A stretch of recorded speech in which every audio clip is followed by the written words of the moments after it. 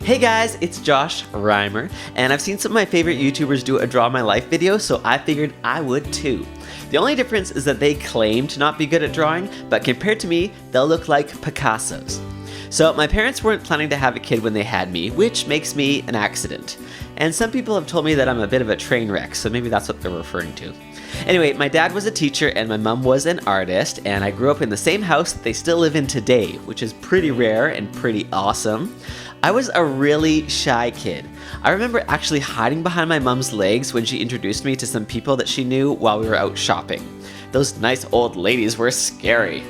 When I got a bit older, my parents got me a kid's video camera that actually recorded blurry black and white images onto regular audio cassette tapes, but I loved that thing.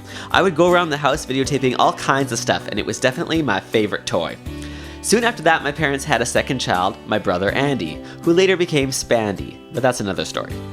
I wasn't that impressed when my parents said they were having another kid, but he did help make my videos more interesting, so I ended up being okay with it. I eventually got a real video camera, and my main hobby became making silly sketches with my friends or videotaping family moments. When it was time to go to junior high, I decided to go into French immersion since Canada is a bilingual country, and I thought learning another language was pretty cool. Unfortunately, it meant going to a different school than all my elementary friends that I had grown up with. I arrived on the first day of junior high in my favorite sweatpants, which had little drawings of crayons all over them. Super sexy. Was not something anyone ever said about me. Everyone else, of course, wore jeans, but I naively thought that just being comfortable would be okay. Big mistake. That basically helped set the tone for how the rest of my time in junior high was gonna go. Most of it pretty much sucked on a social level. I remember walking around the halls before class started in the morning and at lunch, pretending that I was looking for someone I was supposed to meet up with, just so I wouldn't have to sit or stand by myself. I'm not sure who I was fooling, but hey, at least I got some exercise out of it.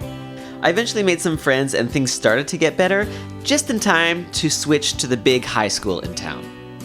Now I was back to being with a whole new set of people I didn't know, and being the shy, kind of awkward guy that I was, even without jogging pants on, I still somehow managed to be picked on and left out. Imagine that!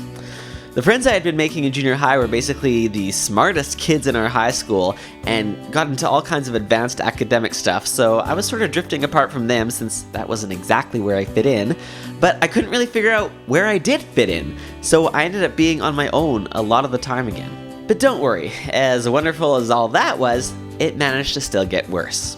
One of the other students started bullying me in the hallways and even in one of my classes when the teacher wasn't paying attention.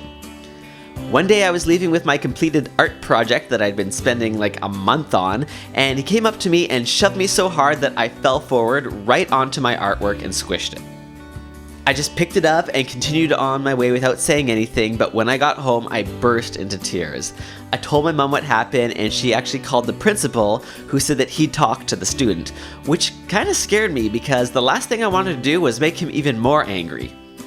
Luckily, it turned out to be the perfect solution. The principal told him that my parents would be involving the police if he didn't stop harassing me, and that another incident would result in him being suspended. And he never bugged me again after that. Later on, I ended up meeting some other students who I had more in common with and who started inviting me out to things. We all became really good friends, and one of them even became my girlfriend. That relationship was not the best, but I tried my best to make it work until it was time to move away for college. I tried dating other girls after that too, but the relationships never went anywhere and they always ended soon after they began. After college, I got my first career job at the local TV station, and during that time was when I finally came to accept what I had been denying for so long. I was a vegetarian! Well, I still ate chicken and fish, I just cut out beef and pork. But more importantly than that, I also realized and began to accept that I was gay.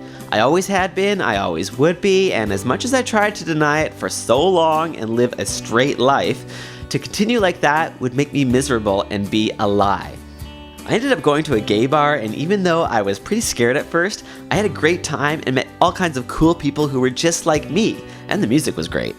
I also met my first boyfriend there, and I didn't even have to try to force myself to like him like I had with all the previous girls I dated. What a concept! I continued working in broadcasting and also pursuing my passion for entertaining and performing, and a few years later, in 2007, I heard about some people getting discovered on YouTube, and I figured I should try making my own video to put on there and see if I could get discovered too. I knew I needed to stand out, so I came up with the $1,000 YouTube experiment where I gave away over $1,000 to people who commented on my videos in order to get the most discussed video of all time on the website, which actually did happen in the summer of 2007. After that, I uploaded all kinds of random stuff on my channel, but always with some sort of comedy element to it. I never talked about my sexuality, but I couldn't seem to ever post a video without multiple comments referring to it. I still had hopes of getting a TV or film role, and I was afraid of pigeonholing myself as a gay character, so I just ignored the comments and tried to keep it somewhat of a secret on YouTube. Eventually, I realized that it was just ridiculous to feel like that, because if I was truly proud and confident with who I was, I wouldn't need to hide anything about myself anywhere. So I came out on YouTube and made it very clear that they could stop asking because I was, in fact, gay. Not that the comments stopped, since new people find my videos all the time, but regardless of that, it felt really good to just totally be me. And I started getting other new kinds of awesome comments that made me realize how good it was that I was being totally open, both for myself and for some of the people who were watching my videos. And now if you look at my videos, you'd probably wonder how I could have ever been in the closet. I put up a couple of super gay videos and they got a lot of views, so I just continued down that path, and here I am today, serving gay Canadian realness. You know, if somebody had asked me after college if I wanted to take a magic pill to be straight, I would have jumped all over that like a fat kid on a jelly bean. No offense to fat kids, or jelly beans.